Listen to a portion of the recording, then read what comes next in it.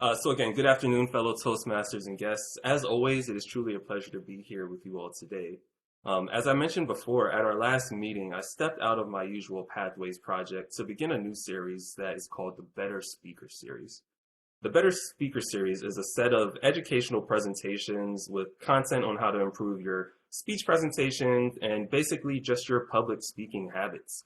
Uh, Public speaking is a habit, and the more we create good public speaking habits, the better it'll help us when it comes time to engage in public speaking. As we know, speeches have their own angles, their own content, and they differ every time you give a speech. The prime objectives of the speaker or of you may differ, and the targeted audience may differ as well. So, by working through this Better Speaker series, what we're trying to accomplish is to share tips on how to begin your speech, conclude your speech, organize your speech, understand your audience, and much more. We want to prepare you as much as possible for when your opportunity to speak comes up. So, as I mentioned before, the topic of today's discussion is going to be around a form of speaking which we have fun with during every Toastmasters meeting, and that's impromptu speaking. We encounter impromptu speaking situations every day in life. An impromptu speech can take the form of a job interview, it can take the form of a telephone conversation, or it could even be as simple as a chat with a customer service representative or one of your coworkers. And in Toastmasters, we flex this muscle every day or every meeting with our table topic sessions. And we make table topics a priority during every meeting because with enough practice, we know that anyone can develop the ability to present ideas clearly regardless of the impromptu speaking situations that you're faced with. But I do want to recognize that impromptu speaking is not easy.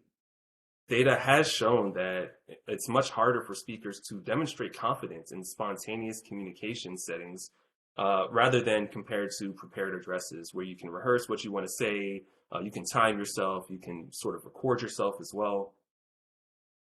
And there are many valid reasons for why people are fearful of impromptu speaking. And some of those reasons include just a general lack of preparation. Impromptu speeches are often spur of the moment and around a topic that you may have not had time to prepare for. So as we know with regular speeches, preparation is key. And when you pull that preparation ability away, it can generally lead to more anxiety and more stress when it comes to speaking. Another reason is just the fear of saying the wrong thing or being criticized. When speaking in an impromptu manner, we have to think about many more things all at one time. While responding in the spur of the moment, we have to consider the audience, what they're most likely to be interested in, what may offend them, or what may be out of bounds as a response, all while coming up with the response in the first place. And that all leads to our nerves getting the better of us. So, at our last meeting, I talked about controlling our fears while speaking, and managing anxiety is key to controlling our fears, but much more difficult in impromptu settings. Let's move to the next slide. So, however, now that we know that why impromptu speaking presents such a challenge, the nerves getting the better of us, the fear of saying the wrong thing, just a general lack of preparation, we can use those steps to mitigate some of the challenges presented. It is possible, I promise you, to be prepared and confident even if we cannot anticipate a question's content. So Toastmasters outlines a 5-step formula that can help you effectively respond in an impromptu manner. And I've listed the 5 steps here on this slide, and we'll start with the first one, which is listening.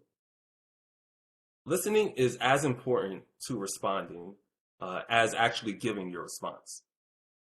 A good response is dependent on an attentive attitude and careful listening because that can help provide part of the response that you give. For instance, if you agree, your reply should reflect your attention by reinforcing the other person's words.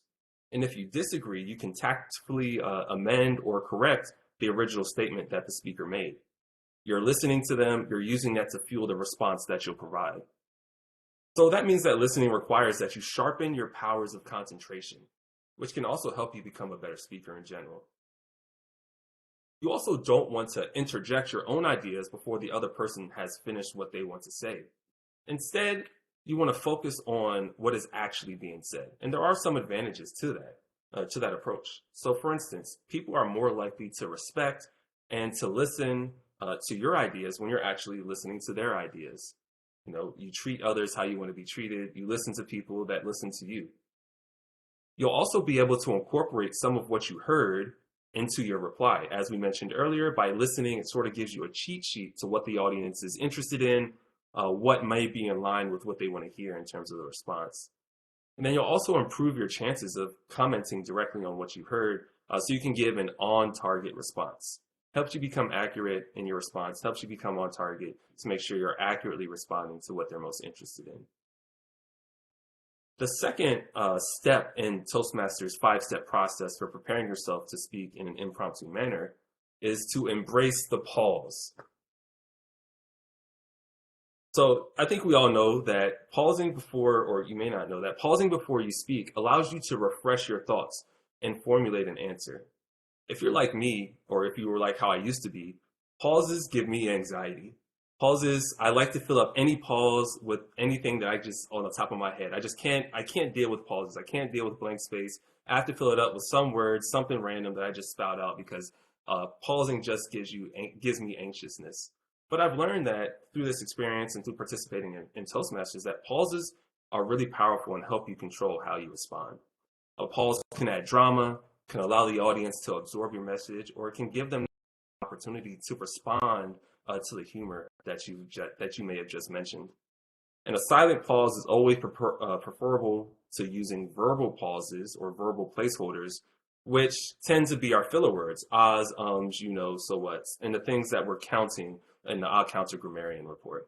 So always leverage those pauses. Next, you want to confirm. Repeating or confirming the question out loud provides you with a clearer idea of how to respond and will help verify the topic in case you misunderstood the question.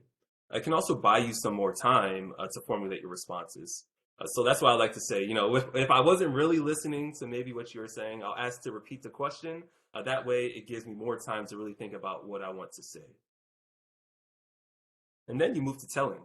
So in your response, you want to be enthusiastic, but you want to stay focused and you want to stick to the essentials. You don't want to give in to the urge to analyze every aspect of the topic, because that's an easy way to lose the audience and to not effectively address the question that was presented to you. So you always want to stay on target, but you want to be enthusiastic, and you want to make sure that your passion shines through in how you respond to the question. And then end. We bring it to the end. You know, you may want to always continue on the conversation. You may think that by engaging in a longer conversation, that means it's more impactful, but that's not always the case. Once you said what you had to say or what you want to say, don't belabor the point. Bring your comments to a close, emphasize your main point, smile, make eye contact, look around the room maybe, with your listener if possible, but you want to end it there. You don't want to just keep the conversation going if you don't have anything of value or on target to say to answering that specific question. So to help you as a speaker, you always want to maintain your focus and your enthusiasm while you're giving that impromptu speech. So to help you with that process, there are some strategies that can make it a little bit easier when you're trying to formulate your response. One is to express an opinion. An opinion is how you may want to respond to the question, but in your opinions, if you state an opinion, you want to make sure that you justify it with a supporting statement. You just don't want to throw out an opinion and let it sit there. You want to make sure you follow it up with something that supports why you have that opinion. And just for a rule of thumb, use one support item if you're answering a question, and use 2 or 3 more if you're going to give a speech. In your speeches, you have a little bit more time to reinforce what you're trying to convey to the audience. But if you're answering a simple question, giving your opinion and following up with just one supporting statement may be good enough to do the job. You can also leverage some strategy variation, offer reasons why you agree or why you disagree with an idea or concept. But I still would agree, or I still find that it's better if you use one support item for answering a specific question and 2 or 3 for giving a brief speech. Another strategy you may want to leverage is addressing cause and effect. So in this instance, you could potentially state the situation, then discuss the causes and eventual consequences. So if you're talking to, or somebody has a question about why you chose to measure performance of a certain entity in this specific way, you may be able to talk about the causes and the effects for that. So, what gets measured is typically what gets done. So that's sort of the cause for it. But what is the effect? What else doesn't get done as a result of going down and measuring a entity on their performance in this certain way? Addressing the cause and effect allows you to look at the situation from a broader halo or a broader perspective. Another strategy you could leverage is just breaking the topic up into components and then discussing each component individually. I think the worker shortage around the country is a problem that is multifaceted. There are many components to that. So if you get a question about how your program or something you're working on addresses the workforce shortage, you may just want to break it up into a component that you're more familiar with and talk about that component as it relates to the workforce shortage and how it may be able to help with that. And then finally, the last strategy I'll talk about is just discussing the past, present, and future. So for this, you want to organize your answer in the style of a timeline, talk about how maybe this question or how the topic was addressed in the past, what's going on currently, and then what the future of that question looks like. So you can formulate that into the style of a timeline, and that may help keep you on track there. But whatever you do, whatever your impromptu speaking situation is, you always want to remember these 3 points. The first is to be confident. Remind yourself that pausing is okay and restarting the question will help you steady your response. You also want to be brief. It's easy to stay off topic or to stray off topic and to begin repeating statements, adding new points, or backtracking to reinforce something you said previously. But try to minimize that if you can. Stick to your main points, keep it brief, keep it concise, and keep it focused. And then finally, you always want to be sincere. Trying to be inventive when you don't know the answer to a question can be risky. You may stumble, you may confuse yourself, and that may throw off the audience a bit. So it's better to admit if you don't know how to respond, because that won't be the end of the world. You'll still be able to take time, go back, maybe dig into the answer. I find that that's a relatively good response, is to say, I do not know the answer, but if you give me time, I can dig into some of the resources I have or some of the people that I know to try to find the appropriate answer. And what we found is that the audience is more willing to accept that type of response than to accept a response where it's clear that you're not confident, you're making something up, and it's not really addressing the question. So if you don't know the answer, that's perfectly okay. Say you don't know the answer and maybe offer up that you'll look to find the answer through some of the resources you know that are available to you. That's always a great option.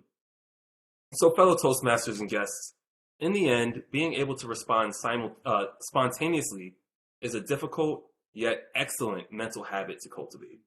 It takes time and effort to develop, but it is absolutely possible to achieve and can pay dividends in multiple areas of your life, both professionally and personally. So I'd like to leave you with this and to say, remember to practice the basics. And also remember that the NIST Toastmasters Club is here to help. So thank you. Thank you, Nico. I think this is the second one of your, I also reviewed the first speech or evaluated the first speech, and it was called Controlling Your Fear. And just like the second one, just like the first one, the second one is really good as well. I really like the fact that you talked about impromptu speaking. I think a lot of what you said about impromptu speaking could be also said about conversation. As I was listening, and I think you actually used the word conversation a few times. Maybe you didn't think about it, or you used it interchangeably with impromptu speaking. So I think, especially with the steps like listen, pause, there's some overlap. So I think this is a really good topic that people can take away. You can use it in Toastmaster speeches, and you can use it in conversations as well. And I also like how in the beginning you did a quick recap on the Better Speaker series, because I believe it's going to be 10 speeches, and you're going to spread them out over the Toastmaster year or over the 6 months. But yes, I really like that, because I think not everyone was here for the first one, so you kind of got them on the same track. And I also like how the actual slides, they have I don't know where you get the Toastmaster template from, but it's good. I don't know where, can you guys hear me? We can hear you. Okay. Okay, sorry. So yeah, I really like the Toastmasters template. I like the steps a lot. And I like the pacing too. Like you talked about them. Whenever they came up, I like the flow of the steps. I like the flow of the strategies. It was just a really good speech. You can definitely take from you can apply it in Toastmasters, and you can also apply it in your real life. So again, good speech. It was 15, I think it was 10 minutes long. I have not talked. I can go on for that long, but it would not be as good as that. So I really think you did really great. And because we have to give, what's the word? Criticisms. Yes. The only thing I would say is for the visuals, for the first few minutes, we didn't really see anything move. And maybe this is because of the virtual space, but from at least from my screen, the PowerPoint took up a lot of real estate.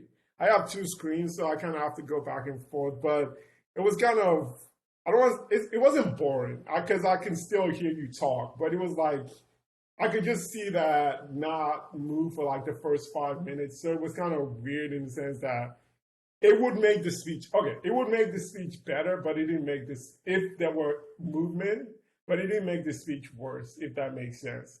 I will also say that there was. I mean, maybe I'm gonna leave this to Paula, but I noticed some stutters, and this is I'm gonna leave that to the general evaluator. But I think overall it was a great speech. The only thing I would say is yes, for the first few minutes, maybe you should actually add something, maybe about the recap itself. Thank you very much.